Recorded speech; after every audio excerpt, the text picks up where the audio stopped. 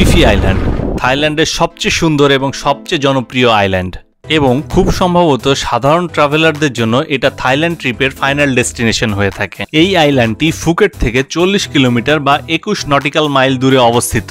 মাত্র 12 স্কয়ার কিলোমিটারের এই দ্বীপটিতে প্রতি বছর প্রায় 15 লাখ ভ্রমণকারী ভ্রমণ করে থাকে। আর আজকে আমরা ফুকেট থেকে এই ফিফি আইল্যান্ডে ভ্রমণ করতে যাচ্ছি এবং আপনাদের সঙ্গে শেয়ার করতে যাচ্ছি এখানে আমরা কিভাবে গিয়েছিলাম, কত টাকা ভাড়া লেগেছিল, সেখানে আমরা কোন হোটেলে থেকেছিলাম, কি কি খাবার দাবার খেয়েছিলাম এবং সেখানে কি কি দেখেছিলাম তার সম্পূর্ণ তথ্য।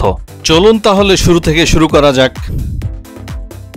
Very good morning from Phuket. এই মুহূর্তে আমি আছি থাইল্যান্ডের ফুকেটে। আর ফুকেটে এই মুহূর্তে আমি আছি আসলে একটা লঞ্চ ঘাটে বা ফেরি ঘাটে। তো এখান থেকে আজকে আমরা যাচ্ছি ফিফি আইল্যান্ডে।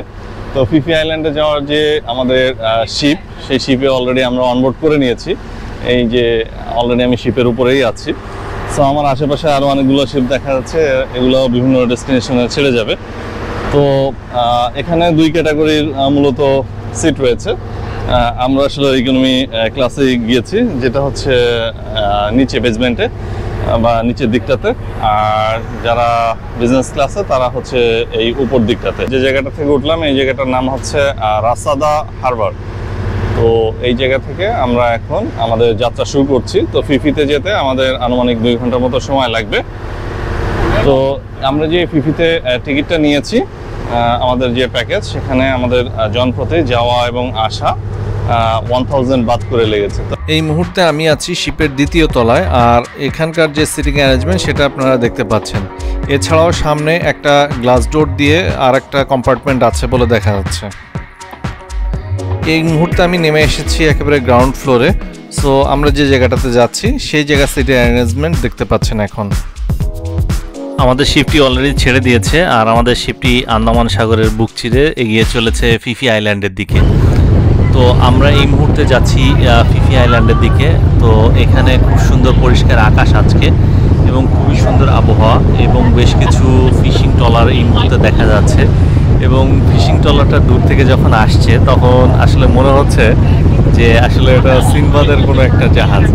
তো জাহাজটা বা নৌকাটা একেবারে খুব কাছাকাছি চলে এসেছে এই মুহূর্তে আমাদের, এবং দেখতে অসম্ভব সুন্দর লাগছে।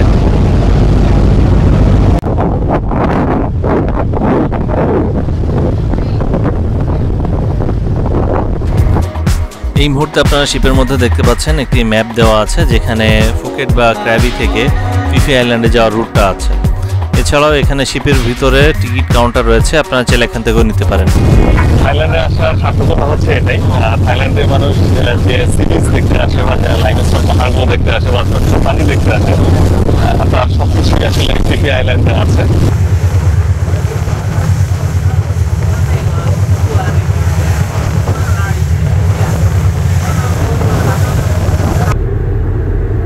আমরা আইল্যান্ডের খুব কাছাকাছি চলে এসেছি, কিছুক্ষণের মধ্যে হয়তো বা আমরা পৌঁছে যাব। আর আশেপাশে খুব সুন্দর লাইমস্টোন পাহাড় দেখা যাচ্ছে। তো এই জিনিসগুলোই অনেক সুন্দর এখানে। অলরেডি আমরা আমাদের ঘাটে পৌঁছে গিয়েছি।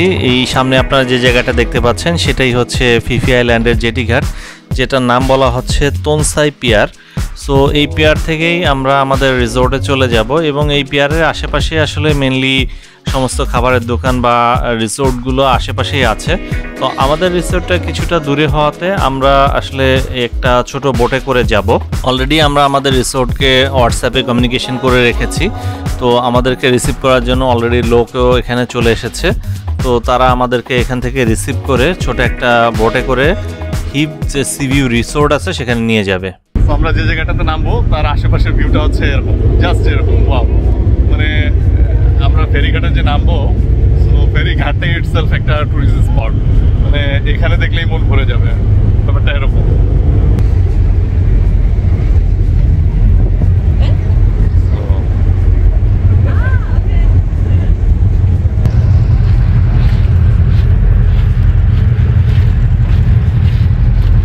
ফেরি থেকে নেমে এখন আমরা একটু ম্যাকডোনাল্ডের দিকে যাচ্ছি আমাদের খাবার নেওয়ার জন্য। আর আশেপাশে এই রকম সুন্দর ভিউ দেখতে পাচ্ছি এবং এদের ঐতিহ্যবাহী যে নৌকা সেগুলো দেখতে পাচ্ছি। এই মুহূর্তে আমরা চলে আসলাম ফিফি আইল্যান্ডের ম্যাকডোনাল্ডের আউটলেটে। সো এখানে ম্যাকডোনাল্ড খুব জনপ্রিয় একটা জায়গা।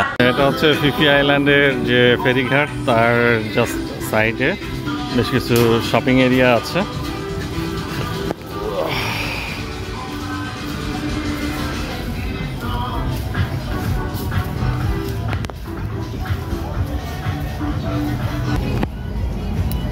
সামনে দেখা যাচ্ছে ম্যাকডোনাল্ড।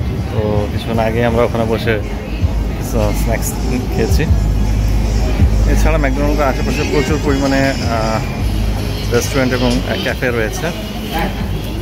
তো এই জায়গাটা ফিফি আইল্যান্ডের খুব হ্যাপেনিং একটা প্লেস। যারা একটা হ্যাপেনিং প্লেস পছন্দ করেন তারা এই ফেরিঘাটের আশেপাশে যে রিসোর্টগুলো আছে সেখান থেকে হোটেলের রুম নিতে পারেন। তো এই সামনেই হচ্ছে ফেরিঘাট, আর এই সাইডটাতে হচ্ছে বার্গার কিং, আর এটা হচ্ছে ম্যাকডোনাল্ড।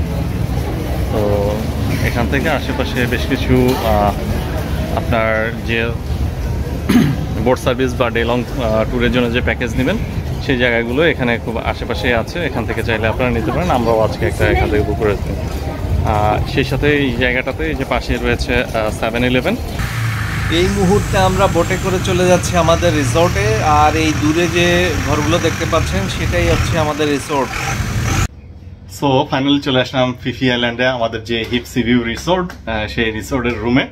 তো এটাই হচ্ছে আমাদের রুম। চারিদিকে প্রচুর খোলামেলা, সবগুলোই গ্লাস, এবং গ্লাস হচ্ছে পর্দা দিয়ে আটকে দিলে তারপরে আসলে আলো বাতাস আসা বন্ধ হবে। এছাড়া ঘরের মধ্যে প্রচুর আলো বাতাস। তো আপনাদেরকে রুমটা একটু ছোট্ট করে দেখাই। আচ্ছা, এটা হচ্ছে একটা কিং সাইজ বেড, আমাদের 3 জনের জন্য খুব ভালোভাবে হয়ে যাবে। সো এই হচ্ছে রুমের সাইডটা। এখানে আছে কমপ্লিমেন্টারি টি, কফি। নিচে একটা ছোট্ট ফ্রিজ আছে, ওখানে 2 বোতল পানি আছে। আর এই তো সামনের দিকে একটা ওপেন স্পেস এবং বারান্দা টাইপের। তো এটার বাইরে যেটা আছে সেটা হচ্ছে যে এরকম একটা বসার জায়গা আছে। ইভেন এখানে চাইলে শুয়েও থাকা যাবে। আর আমাদের এই বারান্দা থেকে সামনে একটা কটেজ আছে, আর একটু সামনের দিকে তাকালেই এটা যেহেতু একটা সি ভিউ রিসোর্ট, সো খুব সুন্দর সি ভিউ দেখা যাচ্ছে। সো এখন আমরা চলে এসেছি বিচে। সো বিচে যে আমরা আসলে এখন একটু গোসল করবো। তো সামনে খুব সুন্দর একটা বিচ দেখা যাচ্ছে, একেবারে ক্রিস্টাল ক্লিয়ার ওয়াটার। খুবই সুন্দর একটা জায়গা মনে হচ্ছে। তো দেখছি, দেখা যাক। আমাদের রিসোর্টের সামনে এরকম একটা প্রাইভেট বিচ রয়েছে। সো আমরা এই মুহূর্তে বিচে চলে এসেছি এবং আমরা এখানে এরকম সুন্দর একটা বিচে এখন গোসল করব এবং আপনাদেরকে বিচের যে সৌন্দর্য সেটা দেখানোর চেষ্টা করব। সুন্দর মাছ দেখা যাচ্ছে। ওয়াও, একেবারে ক্রিস্টাল ক্লিয়ার পানি।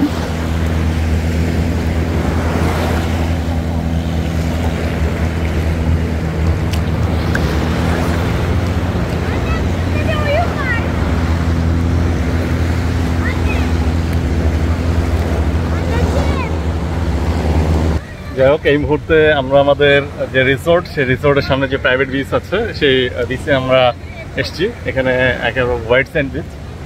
তো পানি একেবারে ক্রিস্টাল ক্লিয়ার, নিচে অনেক মাছ দেখা যাচ্ছে। ক্যামেরা বোঝা যাচ্ছে কিনা আমরা শিওর অ্যাকচুয়ালি, কিন্তু এখানে অনেকগুলো মাছ আছে জাস্ট আমার আশেপাশে, এবং মাছগুলো অনেক কালারফুল, দেখতে অনেক সুন্দর লাগছে। তো হোপফুলি আপনারা এনজয় করছেন। ওয়েল, ফিফি আইল্যান্ডে আমরা যে রিসোর্টটাতে আছি সেই রিসোর্টটা আপনাদেরকে একটু ঘুরিয়ে দেখাই। এখন বিকালবেলা, রোদ চলে গিয়েছে। সো খুব সুন্দর একটা পরিবেশ এখানে বিরাজ করছে। তো এই রিসোর্টের ভাড়া সম্পর্কে আপনাদেরকে বলি। আমার আসলে এখানে বুক করতে মোটামুটি বাংলাদেশি টাকায় 10,000 টাকার কিছু বেশি লেগেছে, যেটা হচ্ছে $84 আর কি। এটার সঙ্গে আমাদের কমপ্লিমেন্টারি ব্রেকফাস্ট আছে শুধুমাত্র, কিন্তু ডিনার বা লাঞ্চের জন্য আসলে আলাদা করে পে করতে হবে। তো আমরা লাঞ্চ আসার সময় আসলে নিয়ে এসেছিলাম, যখন ফেরিঘাটে নামি ওখান থেকে আসলে আমরা নিয়ে এসেছিলাম। তো লাঞ্চটা আমরা এখানে করিনি, আমরা এখানে ডিনার করব। অলরেডি আমি আমার খাওয়ার অর্ডার দিয়ে দিয়েছি। তো এখানে ডিনারের টাইম হচ্ছে বিকাল 5টা থেকে রাত 8টা পর্যন্ত। সো আমরা যেহেতু আসলে একটু লেট করে খাওয়াতে অভ্যস্ত, তোমাদেরকে আমি বলেছি যে আমি আসলে 7:30-এর দিকে আসবো, ওরা ফুড রেডি করে রাখবে। তো 7:30টার সময় এসে আমরা আমাদের ডিনার কমপ্লিট করব। তো এই হচ্ছে রিসেপশন এরিয়া। সকালবেলা এসে আমরা এখানেই বসেছিলাম। আর এটার পাশে এই যে ডাইনিং এরিয়াটা আছে, এখানে ব্রেকফাস্ট, লাঞ্চ বা ডিনারের আয়োজন করা হয়ে থাকে। এছাড়া এখানে বাইরের দিকটা তো খুব সুন্দর একটা জায়গা আছে। ও, এখানেও বসার কিছু জায়গা আছে, খুব সুন্দর ভিউ দেখতে দেখতে এখানে খাবার খাওয়া যাবে।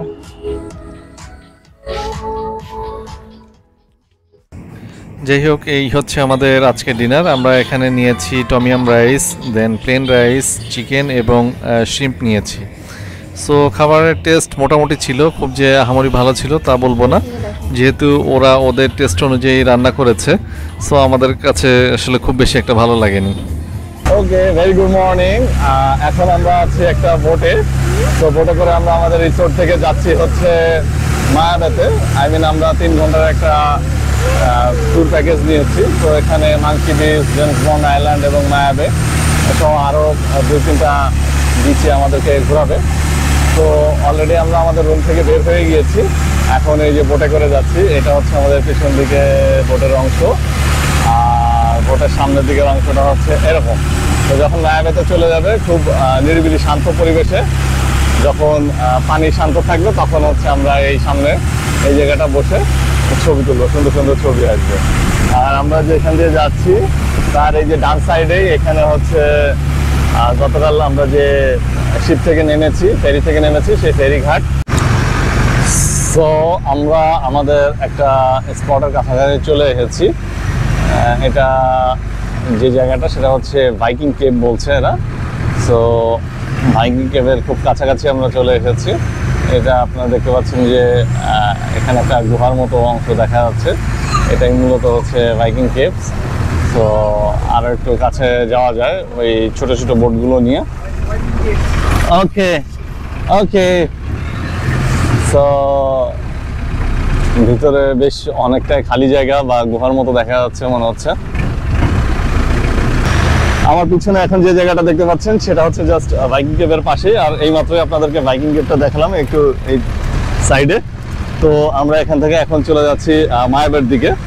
হোপফুলি আজকে দিনটা অনেক সুন্দর কাটবে, সুন্দর একটা ট্যুর হবে। এখানে আমরা এই যে লং টেল বোট নিয়ে এসেছি। সো লং টেল বোট ছাড়াও এখানে ইয়ার্ডসে করে আসা যায়, বা শেয়ার যে স্পিড বোট আছে সেই বোটে করেও আসা যায়। তো এখানে আমরা সামনে দেখতে পাচ্ছি বেশ কিছু ইয়ার্ডস আছে এবং স্পিড বোট আছে, আপনাদেরকে একটু দেখাই।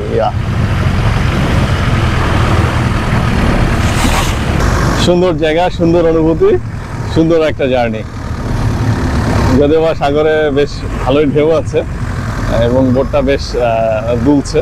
সো ভয় পাওয়ার কোনো কারণ নেই।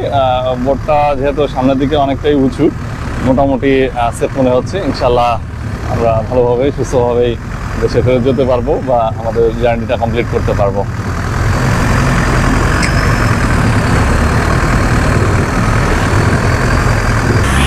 মেন সমুদ্র এরিয়া থেকে আমরা এখন একটা 2 পাহাড়ের মাঝখান দিয়ে যে একটা সরু পথ আছে সেই পথের ভিতর দিয়ে যাচ্ছি বোট নিয়ে। তো এদিক দিয়ে সামনে আগে গেলে সম্ভবত মায়াবেতে যাওয়া যাবে। মায়াবেতে হচ্ছে বলা চলে যে থাইল্যান্ডের সবচেয়ে সুন্দর জায়গা বা সবচেয়ে বেশি অ্যাট্রাকটিভ জায়গা, বিশেষ করে ন্যাচারাল সিনারির দিক থেকে। তো চলুন আমরা সামনের দিকে যেয়ে দেখি। এই মুহূর্তে আমরা যাচ্ছি লাগন বিচের দিকে। আমি আসলে কিছুক্ষণ আগে আপনাদেরকে বলেছিলাম যে আমরা আসলে মায়াবের দিকে যাচ্ছি, আসলে সেটা না।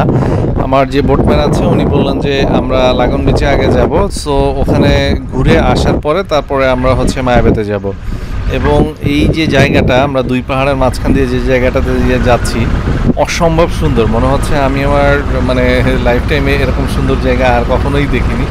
ক্রিস্টাল ক্লিয়ার পানি এবং এখানে পানির যে গভীরতা সেটাও খুব বেশি না। এবং লাগন বিচের খুব বড় একটা বৈশিষ্ট্য হচ্ছে এখানে নিচে নেমে সাঁতার কাটা যায়। অসম্ভব সুন্দর একটা জায়গা।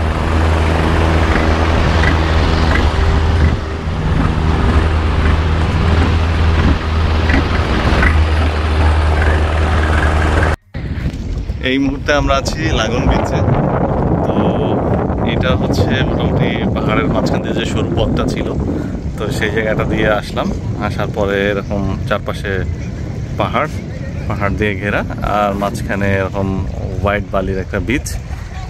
খুব বেশি বড় এরিয়া না, ছোট এরিয়া। এখানে মোটামুটি 10-12টা বোট আছে দেখা যাচ্ছে, নিচে স্বচ্ছ পানি।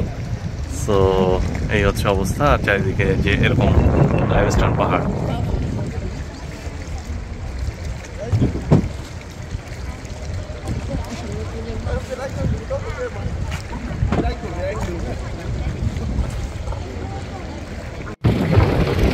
ড্রাগন বিচ দেখা শেষ করে আমরা এখন চলে যাচ্ছি মায়াবের দিকে। আর আমরা যেহেতু লং টেল বোটে করে এসেছি, আমাদেরকে মায়াবেতে প্রবেশ করতে হলে জনপ্রতি 300 বাত করে টিকিট কাটতে হবে।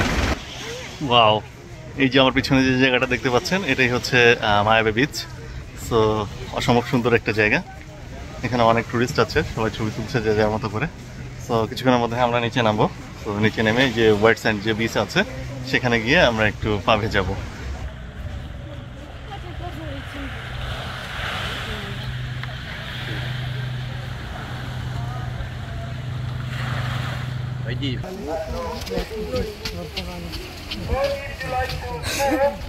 একটা ছবি তুলে দিই, ঝটপট আসবে, লোকজন চলে আসবে।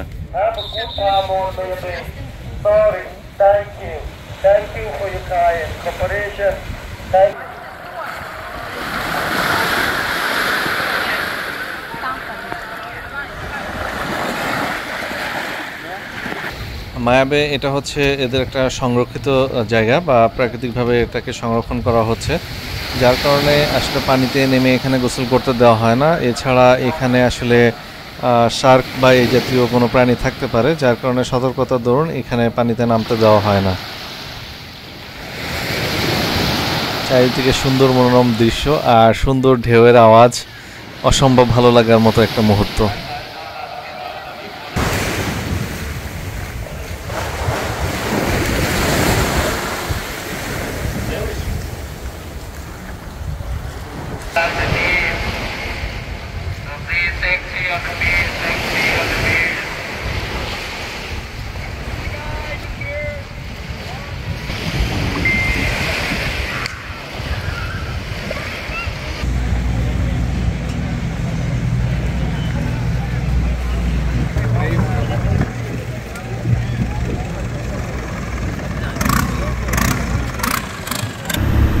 মায়াবে দেখা শেষ করে এই মুহূর্তে আমরা ফেরত চলে যাচ্ছি জেটি ঘাটের দিকে।